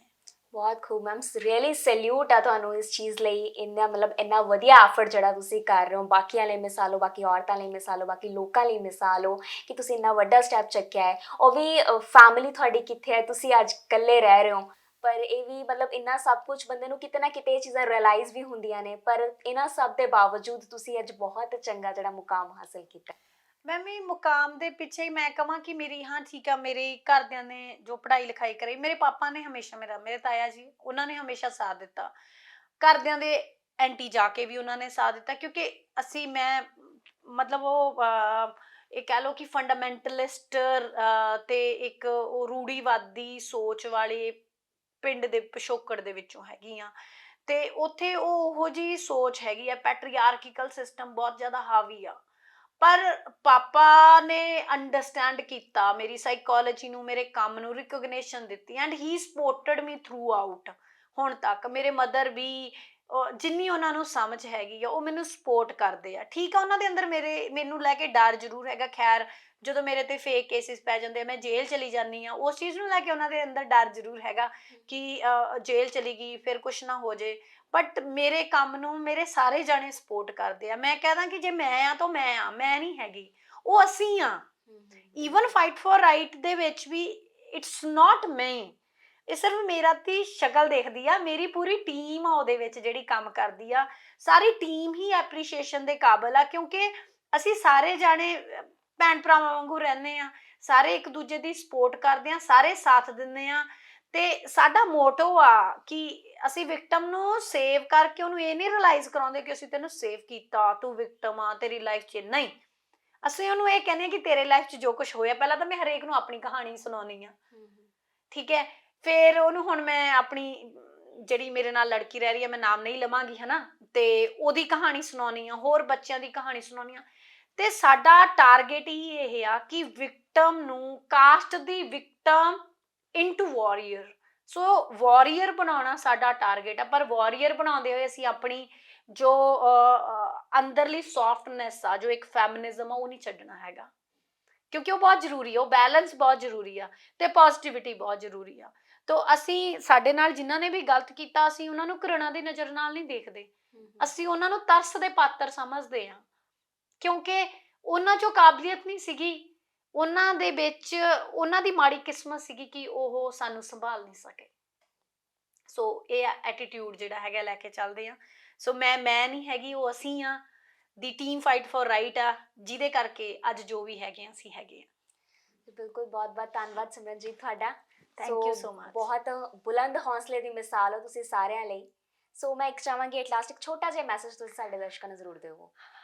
ਮੈਂ ਸਾਰਿਆਂ ਨੂੰ ਹੱਥ ਬੰਨ੍ਹ ਕੇ ਹੀ ਬੇਨਤੀ ਕਰਦੀ ਹਾਂ, ਪਹਿਲਾਂ ਜਿਹੜੇ ਮਾਪੇ ਨੇ, ਕਿ ਤੁਹਾਡੇ ਬੱਚਿਆਂ ਦਾ ਤੁਸੀਂ ਧਿਆਨ ਰੱਖੋ, ਕਿਤੇ ਬੱਚਿਆਂ ਦੇ ਨਾਲ ਕੋਈ ਅਬਿਊਜ਼ ਤਾਂ ਨਹੀਂ ਹੋ ਰਿਹਾ। ਇਟ ਇਜ਼ ਵੈਰੀ ਇੰਪੋਰਟੈਂਟ, ਕਿਉਂਕਿ ਉਹ ਬੱਚੇ ਨੂੰ ਸਾਰੀ ਜ਼ਿੰਦਗੀ ਟਰੋਮੇਟਾਈਜ਼ ਕਰਦਾ ਆ। ਬੱਚਾ ਸਾਰੀ ਜ਼ਿੰਦਗੀ, ਜੇ ਬੱਚੇ ਦਾ ਨੇਚਰ ਥੋੜਾ ਡਿਫਰੈਂਟ ਆ, ਅਗਰੈਸਿਵ ਆ, ਇੰਪਲਸਿਵ ਆ, ਜੋ ਚੀਜ਼ਾਂ ਮੈਂ ਸੀ, ਉਹਨੂੰ ਤੁਸੀਂ ਨਫ਼ਰਤ ਦੇ ਨਾਲ ਨਾ ਦੇਖੋ, ਬਲਕਿ ਉਹਦੀ ਕਾਉਂਸਲਿੰਗ ਕਰੋ, ਸਮਝੋ ਕਿ ਉਹਦੇ ਗੁੱਸੇ ਦਾ ਰੀਜ਼ਨ ਕੀ ਆ। This is very important. Even ਜੇ ਜਿਹੜੇ ਹਸਬੈਂਡ ਵਾਈਫ ਹੈਗੇ ਆ, ਜਾਂ ਦੋ ਦੋਸਤ ਨੇ, ਪਿਆਰ ਕਰਨ ਵਾਲੇ ਨੇ, ਉਹ ਵੀ ਆਪਣੇ ਪਾਰਟਨਰ ਨੂੰ ਸਮਝੋ ਕਿ ਇਹਦੇ ਗੁੱਸੇ ਦਾ, ਇਹਦੇ ਇੰਪਲਸਿਵ ਨੇਚਰ ਦਾ, ਇਹਦੇ ਪੈਨਿਕ ਹੋਣ ਦਾ ਕਾਰਨ ਕੀ ਆ, ਐਂਡ ਉਸ ਚੀਜ਼ ਨੂੰ ਟਰੀਟ ਕਰੋ, ਉਹਨੂੰ ਪਿਆਰ ਨਾਲ ਹੈਂਡਲ ਕਰੋ। ਦੂਜੀ, ਮੈਂ ਹਰੇਕ ਨੂੰ ਹੀ ਜਿਹੜਾ ਆਪਣੀ ਜ਼ਿੰਦਗੀ 'ਚ ਕਿਤੇ ਨਾ ਕਿਤੇ ਕੁਝ ਸਫਰ ਕਰ ਰਿਹਾ, ਚਾਹੇ ਉਹ ਦੇਸ਼ 'ਚ ਬੈਠਾ, ਚਾਹੇ ਵਿਦੇਸ਼ 'ਚ ਬੈਠਾ, ਜਾਂ ਲੜਕੀ ਆ ਜਾਂ ਲੜਕਾ, ਪਹਿਲੀ ਗੱਲ ਆ ਕਿ ਸਾਡੇ ਨਾਲ ਜੇ ਕੁਝ ਗਲਤ ਹੋਇਆ, ਅਸੀਂ ਨਾ ਜੈਂਡਰ ਨੂੰ ਲੈ ਕੇ ਨਫ਼ਰਤ ਨਾ ਕਰੀਏ। ਜੇ ਲੜਕੀਆਂ, ਮੇਰੇ ਨਾਲ ਗਲਤ ਹੋ ਗਿਆ, ਤਾਂ ਸਾਰੇ ਮਰਦ ਮਾੜੇ ਨਹੀਂ ਹੈਗੇ। ਸੋ ਨਾਲ ਚੱਲਣ ਵਾਲੇ ਵੀ ਮਰਦ ਆ, ਸਾਨੂੰ ਜਿਹਨੇ ਜਨਮ ਦਿੱਤਾ, ਸਾਥ ਦਿੱਤਾ, ਪਿਓ ਤੇ ਭਰਾ, ਉਹ ਵੀ ਮਰਦ ਹੀ ਨੇ। ਸੋ ਮਰਦ ਨੂੰ ਨਹੀਂ, ਸਿਰਫ ਗਲਤ ਕੰਮ ਕਰਨ ਵਾਲੇ ਨੂੰ, ਬਲਕਿ ਨਫ਼ਰਤ ਨਾ ਕਰੋ, ਉਹਦੇ ਤੇ ਤਰਸ ਕਰੋ ਕਿ ਉਹਨੂੰ ਇੰਨੀ ਸਮਝ ਨਹੀਂ ਬਖਸ਼ੀ, ਉਹਨੂੰ ਬਲ ਨਹੀਂ ਬਖਸ਼ਿਆ ਪ੍ਰਮਾਤਮਾ ਨੇ। ਦੂਜੀ ਗੱਲ ਹੈਗੀ ਆ ਕਿ ਹਿੰਮਤ ਕਰੋ, ਹੌਸਲਾ ਰੱਖੋ। ਮੁਸ਼ਕਿਲ ਉਸੇ ਦੇ ਰਾਹ 'ਚ ਆਉਂਦੀ ਆ ਜਿਹਦੇ ਵਿੱਚ ਹਿੰਮਤ ਹੁੰਦੀ ਆ ਉਸ ਮੁਸ਼ਕਿਲ ਨੂੰ ਸਰ ਕਰਨ ਦੀ, ਤੇ ਜਿਹਦੇ ਵਿੱਚ ਹਿੰਮਤ ਹੁੰਦੀ ਆ ਸਫਲਤਾ ਪ੍ਰਾਪਤ ਕਰਨ ਦੀ। ਯਕੀਨ ਮੰਨਿਓ, ਤੁਹਾਡੀਆਂ ਮੁਸ਼ਕਿਲਾਂ ਹੀ ਇੱਕ ਦਿਨ ਤੁਹਾਡੇ ਲਈ ਰਿਵਾਰਡ ਸਾਬਤ ਹੋਣਗੀਆਂ। ਯਕੀਨ ਮੰਨਿਓ ਇਸ ਚੀਜ਼ ਨੂੰ। Thank you. ਬਹੁਤ ਬਹੁਤ ਧੰਨਵਾਦ ਸਿਮਰਨਜੀਤ ਤੁਹਾਡਾ। ਸੋ ਇਹ ਸੀ ਐਡਵੋਕੇਟ ਸਿਮਰਨਜੀਤ ਕੌਰ ਗਿੱਲ, ਜਿਹੜੇ ਬਾਕੀਆਂ ਲਈ ਬੁਲੰਦ ਹੌਸਲੇ ਦੀ ਮਿਸਾਲ ਨੇ, ਜਿਨ੍ਹਾਂ ਨੇ ਬਹੁਤ ਹੀ ਖੂਬਸੂਰਤ ਮੈਸੇਜ ਦਿੱਤਾ ਹੈ। ਸੋ ਇਹ ਅੱਜ ਦਾ ਐਪੀਸੋਡ ਬਹੁਤ ਹੀ ਪੋਜ਼ਿਟਿਵਿਟੀ ਲੈ ਕੇ ਆਵੇਗਾ। ਸੋ ਅਜਿਹੀਆਂ ਸ਼ਖਸੀਅਤਾਂ ਦੇ ਨਾਲ, ਅਜਿਹੀਆਂ ਖਾਸ ਰੂਹਾਂ ਦੇ ਨਾਲ ਤੁਹਾਨੂੰ ਮਿਲਵਾਉਂਦੇ ਰਵਾਂਗੇ। ਤਦ ਤੱਕ ਦੇ ਲਈ ਮੈਨੂੰ ਦਿਓ ਇਜਾਜ਼ਤ। ਧੰਨਵਾਦ। Here's to strong women. I can and I will. Watch me. I am tough, I am ambitious, and I know exactly what I want. I am proud of the women I am today. Where there is women, there is magic. So let's celebrate women.